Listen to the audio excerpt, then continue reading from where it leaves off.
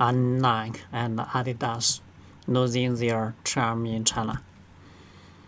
The way Chinese consumers thinking about foreign brands has changed over time, and the traditional strength of foreign giants is being tested as shown in the latest sales number in sportswear companies Nike and Adidas. Adidas reported a 35% drop in China market sales in their most recent fiscal quarter. In comparison, Nike saw a decline of 19% as young shoppers frowned upon their perceived indifference towards the world's largest consumer market. In an interview this month, CEO of Adidas, Kasper Roasted, said frankly that they made a mistake in China and they should better understand local consumers. Both sportswear brands took a stand against Xinjiang cotton last year after allegations of forced labor in the region turned out to be groundless. When we hear that foreign brands are boycotting Xinjiang cotton, we feel very uncomfortable and think these foreign brands are misusing situations, said Double Chen, a 24-year-old shopper, to Zijiting. They have taken the Chinese market for granted and wish to muddle through controversies, but people remember these things, though ended. Roasted to also announced he was stepping down from Adidas last week after struggling in the Chinese market. At the same time, the pressure was made worse by build-up of inventory, a lack of new products, and problems in the supply chain.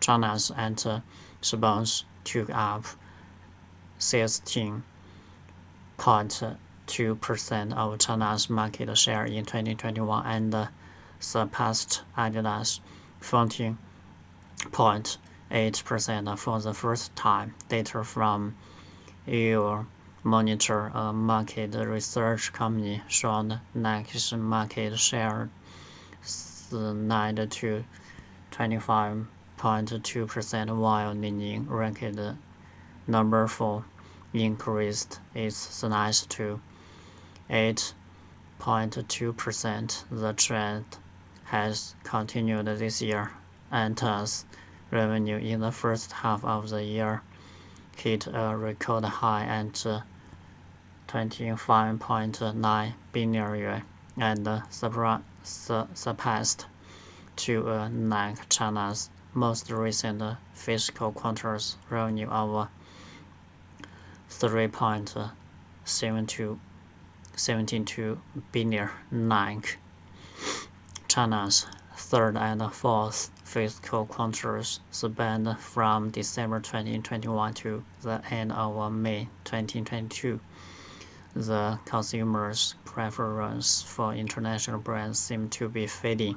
At the same time, China Chic adds another layer of uniqueness to domestic brands, said Wang Serious, CEO of Kent Marketplace China. China Chic refers to designs that demonstrate Chinese culture, which usually blends tradition with modernity. The old shopping concept involved a bit of foreign worship, or at least that those foreign things represented social status. When people realized that there isn't much difference in equality, they will start to choose Chinese brands, another consumer told Zijiting. Meanwhile, many domestic brands can swiftly detect emerging trends and play a part in them, while foreign brands struggle to catch up. They are increasingly adjusting management teams to facilitate faster decisions in catering to consumer needs, but they should speed up the process when ended. However, Wong said that the poor performance of some brands is not a trend among foreign companies in China, even though it may look like one. In our latest Chinese consumer tracker, 17 of 14 three foreign brands have increased their market share in China over the past year in the fast-moving consumer goods category, he said. None of our foreign clients has shown the slightest temptation of abandoning the Chinese market, said Wu, adding that China retained a massive market size, a complete supply chain, and adequately dynamic innovation power. As an embodiment of globalization in the 14-plus years of foreign companies entering China, the relationship between China and these international giants has evolved from clear-cut buying and selling to a more complex integration involving the entire industry chain. Both Nike and Adidas manufacture their products in China. Both sportswear giants treat China as a market for long-term growth and are committed to further investment. As a connector of the dual circulation, foreign companies may become increasingly integrated into the Chinese market in the future. In the meantime, they may have to search for new ways to revive their charm among Chinese consumers.